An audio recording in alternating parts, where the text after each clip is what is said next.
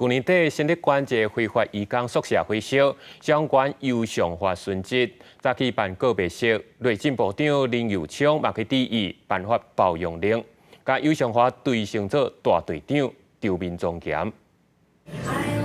一直用手七目屎，面对囡仔过身，家属真艰苦。新竹县消防员尤尚华伫一场大火性质，测试举办告别式，场上播放追思影片，也互在场真侪人想起甲伊相处的一寡代志，忍不住后甜流目屎。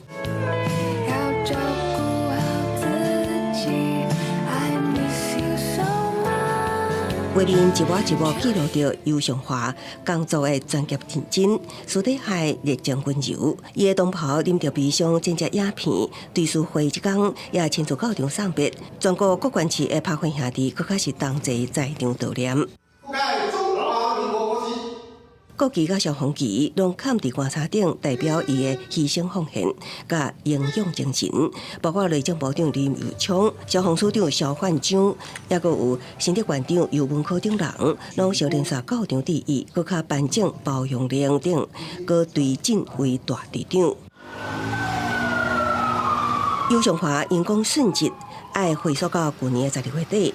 新竹县一处移工宿舍发生大火，伊带队冲入火场抢救，将受困死的人救出来了后，继续入去厝内搜索，杀死6烟熏气，最后死伫火场。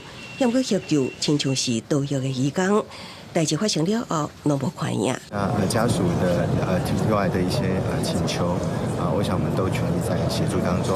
那至于这是会长征这个情况也正在查缉当中。除了会继续协助家属，林佑昌也表示，全力查缉为火场逃走的性命移工。若失去亲人了后，就算是家人有搁较侪唔甘，也将目屎化作祝福，陪伴伊家园最后一里路。记者综合报道。